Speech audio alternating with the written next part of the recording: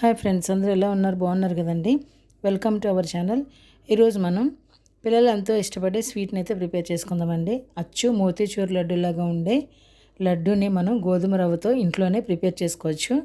ఈ లడ్డూని మనం ఏ విధంగా ప్రిపేర్ చేసుకోవాలో చూసొద్దామండి. ఇప్పుడు పాన్లో 2 స్పూన్లు నెయ్యి వేసుకొని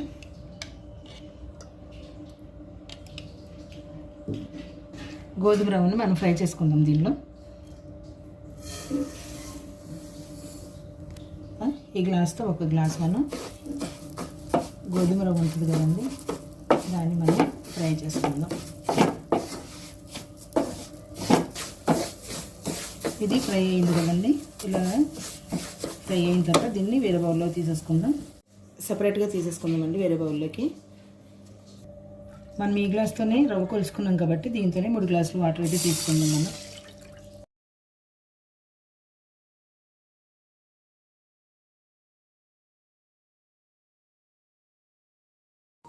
వాటర్ మరిగిన తర్వాత మనం ఫ్రై చేసాం కదండి గోధుమ రవ్వని, అది మనం దీంట్లో వేసుకుందాం. వాటర్ బాయిల్ అయినిద్దాం. వాటర్ బాయిల్ అయిన తర్వాత ఇందాక మనం ఫ్రై చేసి పెట్టుకున్న రవ్వని అయితే వేసేద్దామండి. గోధుమ రవ్వని ఇది వేసేసుకొని ఫ్లేమ్ కొంచెం తక్కువగా పెట్టుకొని మీడియంలో ఇది బాగా కుక్ అవ్వనిద్దాం. కొద్దిగా మూత పెట్టుకుందాం, అందులో కుక్ అవుతుంది. చూస్తున్నారు కదండి, ఇది బాగా కుక్ అయ్యే వరకు మనం ఇలా దీన్ని తిప్పుకుంటూ ఉండాలి, ఉడికి పట్టకుండా. ఇది సిమ్లో పెడితే తొందరగా కుక్ అయిపోద్ది. మళ్ళీ మూత పెట్టేద్దాం కొద్దిసేపు.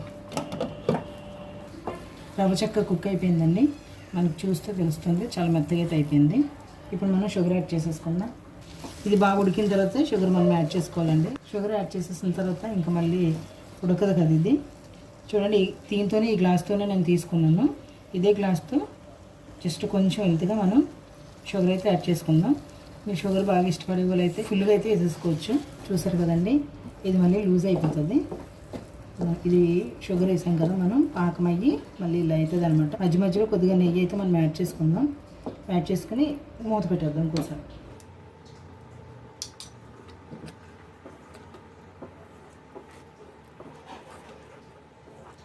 మధ్య మధ్యలో ఒక్కొక్క స్పూన్ నెయ్యి యాడ్ చేసుకుంటూ మనం తిప్పుకుందాం. కొద్దిసేపు మూత కూడా పెడదామండి.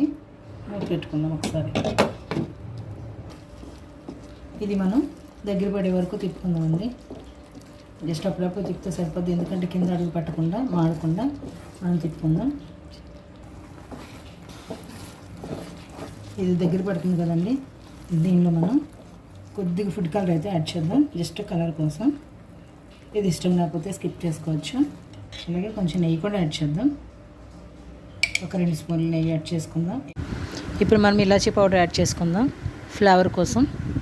ఇది దగ్గర పడుతుంది కదండి, దీనిలో మనం లాస్ట్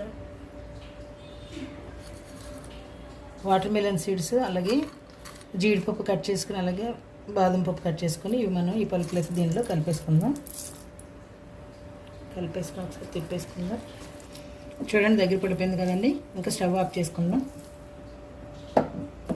ఇది మనం చల్లారిన తర్వాత, కొద్దిగా చల్లారిన తర్వాత అప్పుడు మనం లడ్డూల కింద చుట్టుకుందామండి. ఇదంతా ఒకసారి ఇలా కలిపేసుకున్నాండి. ఇప్పుడు చల్లారింది కదండి, మనం లడ్డూలు చుట్టేసుకుందామండి. చేతికి కొంచెం నెయ్యి రాసుకొని లడ్డూలు చుట్టేసుకుందాం. మిగతా అన్నీ కూడా ఇలానే మనం లడ్డూల కింద ప్రిపేర్ చేసేసుకుందామండి. చూసారు కదా ఫ్రెండ్స్, మన లడ్డూలు అయితే చక్కగా ప్రిపేర్ అయిపోయినాయి. ఎంతో టేస్టీగా అలాగే స్వీట్గా ఉండే లడ్డూని అయితే మనం గోధుమ రవ్వతో ప్రిపేర్ చేసేసుకున్నాం. ఇవి చాలా టేస్ట్గా ఉంటాయండి. మీరు కూడా ఒకసారి ట్రై చేసి చూడండి. ఈ వీడియో కనుక నచ్చినట్లయితే లైక్ చేయండి, షేర్ చేయండి, కామెంట్ చేయండి. అలాగే కొత్తగా చూసేవాళ్ళు మా ఛానల్ని సబ్స్క్రైబ్ చేసుకోండి. Thanks for watching.